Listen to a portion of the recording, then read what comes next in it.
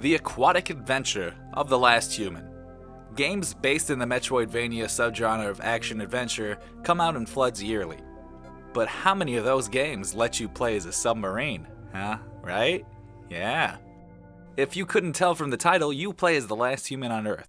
You start the game with your sub just falling out of the sky and crashing through the ice. With the game supposedly having a story, I figured I would have gotten some explanation to why the hell a submarine was in space to begin with, but one of their main key features is its exploratory storytelling. Great. So what the hell does that mean? Well, it means, quote, the story is mainly told through the art and backgrounds with some textual hints along the way, end quote. And that's utter bullshit in my opinion. When you have to spend the first half an hour of a game just wandering around without getting some type of reasoning to why you should even be invested in it, how do you expect anyone to want to play? The game looks alright, and I'd probably have been more impressed if I hadn't already seen the retro 2D pixelated look done so much. The sad part is there actually is a story, but you have to go to their bloody Steam page to find out what it is. I played most of this without actually having read the Steam page, so it was a lot of doing things for no apparent reason. But for your benefit, I will now read the backstory off their Steam page. The water rose by an unpredictable amount due to climate change. The Earth's surface froze over, and humans were forced to live underwater, where they could still harvest energy and grow food, changing how cities and districts looked. As resources began to dwindle in the year 2971, subaquatic spaceships were sent to a nearby wormhole to look for habitable planets. Things did not go as planned. And now the ship, Argo 9, has returned thousands of years later in a time after humans have gone extinct. It's up to you to determine whether the ruins of our species is a travesty or an inevitable conclusion as you explore the lush aquatic world and encounter deadly underwater monsters. And you wouldn't have known half of that if you just played the game.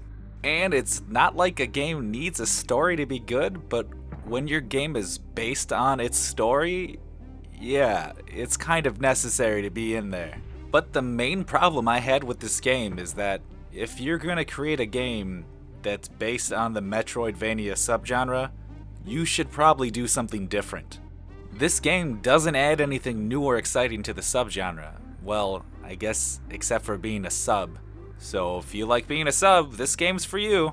Though the biggest thing this game did do was make me want to go back and play Axiom Verge again, because that's a game that took the Metroidvania subgenre and did something different with it. It didn't just make a game that's like, here, do the same thing you've done in every other game.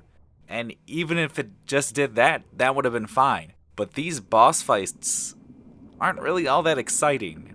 They like to tell you they're amazing boss fights, but the weapons you get and the bosses, it's just dull. You don't even get a good feeling once you beat one of the bosses. It's just like, oh, I found out what it does. I now know where my opening is.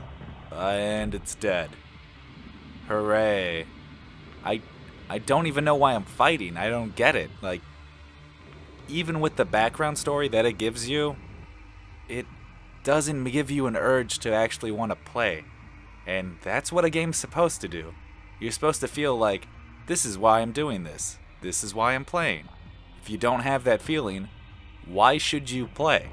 So, even with all that, if you still feel like picking this game up, you can go get it on Steam right now. But I would recommend instead you go pick up Axiom Verge, because that did something with the genre that hasn't been done before. And it's amazing, and it gave me a feeling that I haven't felt since playing Metroid. And if you enjoyed this video, make sure to like, comment, and subscribe.